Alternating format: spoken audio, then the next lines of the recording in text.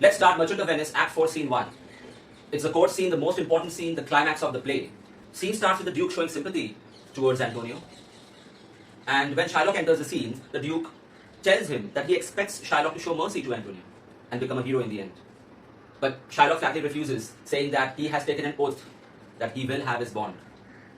When questioned what will he do with a pound of flesh when he's getting money instead, extra money, he says that what he does is his business. It's his property, and the Duke has no right to deny him justice. He warns the Duke that if he interferes, then people will lose faith in the justice system of Venice, and the prosperity of Venice is at stake. At this time, Bassanio offers him extra money, but Shylock refuses to that as well. Antonio mocks Shylock, saying that arguing with Shylock is like expecting the tides to listen to you if you tell them, please don't rise during the high tide, or expecting the pine trees not to sway in wind and make noise, or questioning a wolf about eating a lamb. It's in the nature of Shylock to be stubborn. The Duke asks him, why does he not show mercy? Because if he doesn't, then he won't get it from God in heaven. Shylock says that he has not done anything wrong, so he doesn't want mercy. Also, he says that Christians are hypocrites, because if they are questioned, why do you treat your slaves? You know, the black Africans were bought as slaves at that time. So if they are asked to show mercy towards their slaves, to let them marry their daughters, give them good bed and food, rather than exploiting them and treating them like animals, the Christians wouldn't agree to that. They would say it's their property. Similarly, Shylock says, this is my property and I'll have it. At this point, the Duke says that he's waiting for suggestions from a very learned judge, Dr. Bellario from Padua, and then he will make his judgment. Now, a messenger arrives at the court. That's Nerissa in disguise of a clerk, with a letter. In the letter, it's mentioned that Dr. Bellario is sick. Unfortunately, he had a friend on visit, Dr. Balthazar. Who is that? Portia. Who will represent in his place. And he's aware of all the details of the case. And if the Duke allows, he would like to suggest on the case. Shylock is sharpening his knife on the sole of his shoes. And Bassanio questions him, what are you doing? And he remarks that you are not sharpening it on the sole of your shoes, but on your soul. That's a pun. Laugh. Okay. We know Brasciano how it is. Then he says that maybe Pythagoras' theorem is true. He had a religious theorem, Pythagoras, not the geometrician. Sometimes animal souls can enter into a human form. Maybe there was a wolf who had killed somebody, and due to which he was hanged to death by the people, and his soul went into the womb of mother when you were a fetus, Shylock, because you have wolf-like characters, you are bloodthirsty. But Shylock is not affected by all this. Now enters Dr. Balthazar, that is Portia. He's introduced to Shylock and Antonio. And after reading the contract, she agrees that yes, as per the contract, Shylock is allowed to take a pound of flesh. So she requests Shylock to show mercy.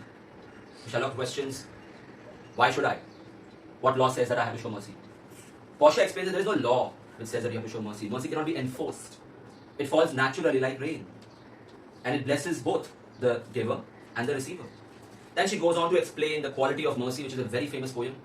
She explains how a king might have a golden scepter in his hand, which is a symbol of his worldly power, instilling fear into the minds of the people who would obey him. But a king who has mercy in his heart would be loved even more and respected even more by the people. But Shylock says that, don't expect mercy from me, I will have my bond. So Portia then asks Antonio if he has anything to say. Antonio simply says that he is ready to give a pound of flesh, even if it means that he would die. He suggests to Bassanio not to have any regret. He's happy to lay down his life for his best friend. But he wants Bassanio to tell his wife the manner in which he died, and ask his wife, didn't Antonio truly love Bassanio? But Bassanio says that, I would lay down my life before you are harmed.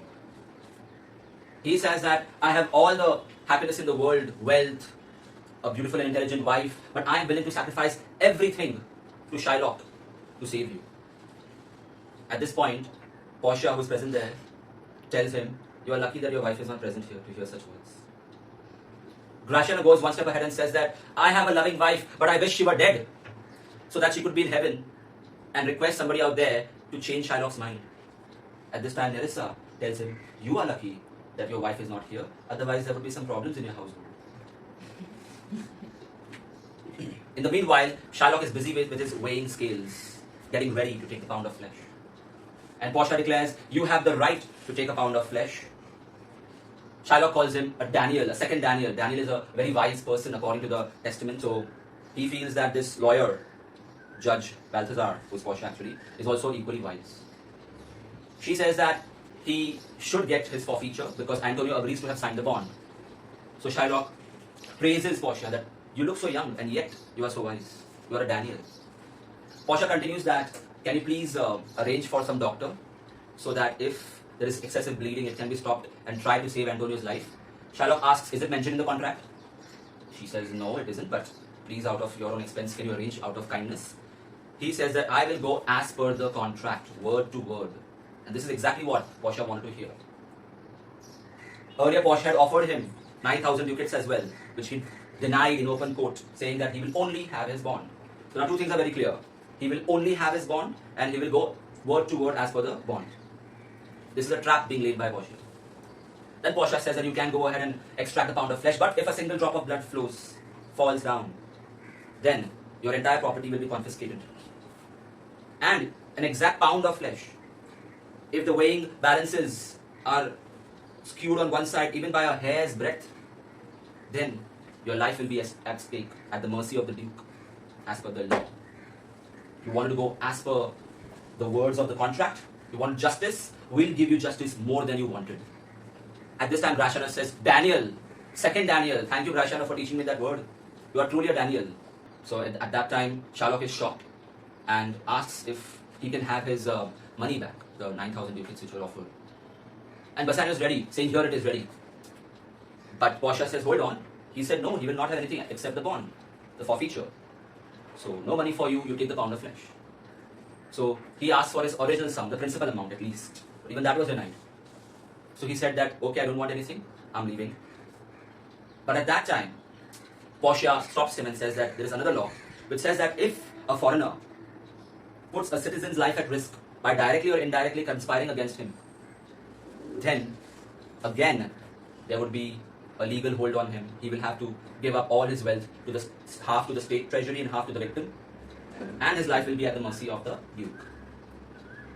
But if he begs for mercy, perhaps the Duke can forgive his life at least. Gratiano says that you should beg for mercy, you should beg for a rope to hang yourself. The Duke says that even before you ask Shylock, we Christians are very merciful, I forgive you for your life. And even the half of the property that was supposed to be taken by the for the state treasury can be returned to you on the condition that you pay a fine. But you have to beg for mercy. Antonio requests the Duke that, let me keep the half of the wealth, I will be a trustee, and out of it I can give allowances to Jessica and Lorenzo. They're still young, we can't give them the wealth entirely, otherwise you know what they will do with the money. And he requests the Duke to return the half of the wealth because Shylock needs something for his livelihood. But on the condition that Shylock becomes a Christian. That means he won't be able to be a moneylender. So Shylock has to agree to it, he has no other option. And he feels unwell, so he tells that he's going home and he'll sign the contracts at home. And he leaves. So Antonio's life is saved. Bassanio thanks Portia, the lawyer, and offers him the 3,000 ducats. But Portia says that saving somebody's life and doing the job well is in itself so satisfactory that she does not expect any fees. But Bassanio insists to take something as a token of friendship at least, not as a payment. So she says that she would like to have Antonio's glove and Bassanio's ring. The same ring which Portia had given to Bassanio on their engagement. And Bassanio had promised that he would never let go of that ring till he dies. So Bassanio makes excuses and refuses, which offends the lawyer. She feigns disappointment and leaves, along with Nerissa. Then Antonio requests Bassanio that it's not good to displease somebody who has saved my life. He can explain the situation to Portia later. Right now, please go and give the ring. So he removes the ring, gives it to Gratiano and asks him to follow the lawyer and the clerk and catch them and give it to them. And with this, the scene ends. Hi students, this is AJ sir. If you like this video, press the like button. If you would like to enroll for my online test series or online lectures, email me or message me on Instagram. Check the description for more information.